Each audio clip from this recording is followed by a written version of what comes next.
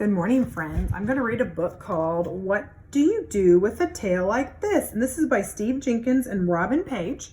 And we're going to see all kinds of different animals and talk about how they protect themselves and keep themselves safe. And we're going to find some reptiles in here as well.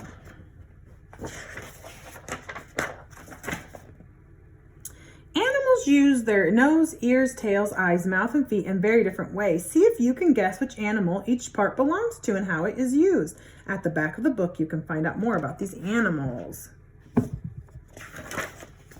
What do you do with a nose like this? Look at all those different noses. Oh, what do you think that one goes to?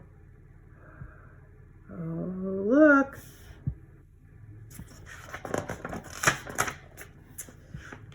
Let's start here. If you are a platypus, you use your nose to dig in the mud. If you're a hyena, you find your next meal with your nose. If you're an elephant, you use your nose to give yourself a bath. If you're a mole, you use your nose to find your way underground. And if you're an alligator, you breathe through your nose while hiding in the water. And look, we talked about this on Monday. See how his teeth, there you go, hang over.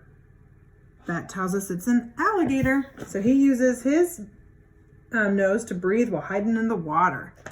An alligator is a reptile. What do you do with ears like these? Look at all those ears. If you're a jackrabbit, you use your ears to keep cool. If you're a bat, you see with your ears.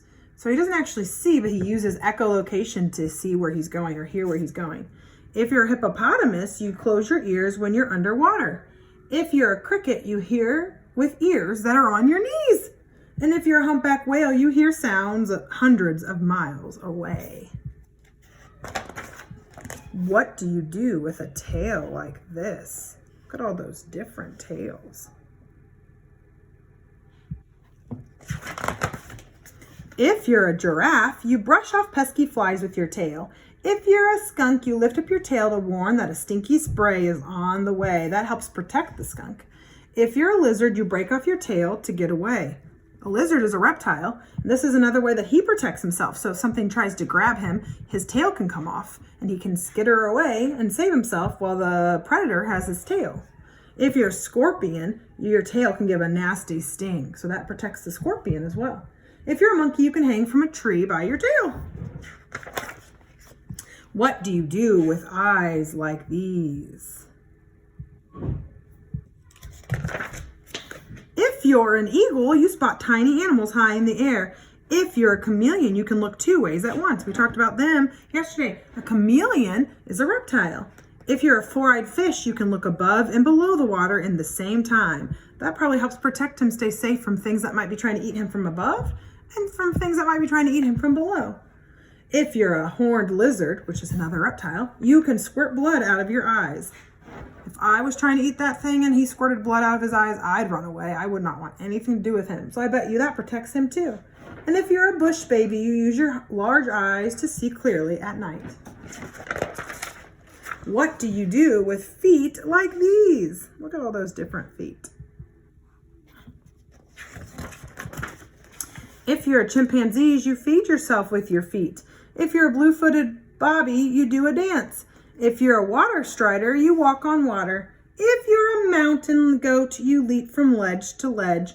And if you're a gecko, you use your sticky feet to walk on the ceiling. So a gecko, remember we talked about geckos are a type of lizard. What do you do with a mouth like this? Look at all those mouths.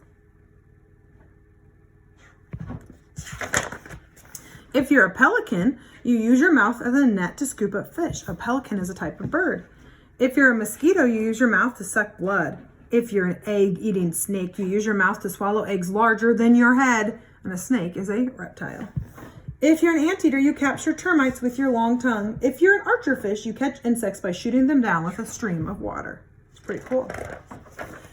All right, I want you to tell me how one animal in this story protects himself in the wild with his tail, his feet, his eyes, his ears, his mouth. And you can even draw a picture of some of the reptiles you saw in the book. Love you, friends. See you next time.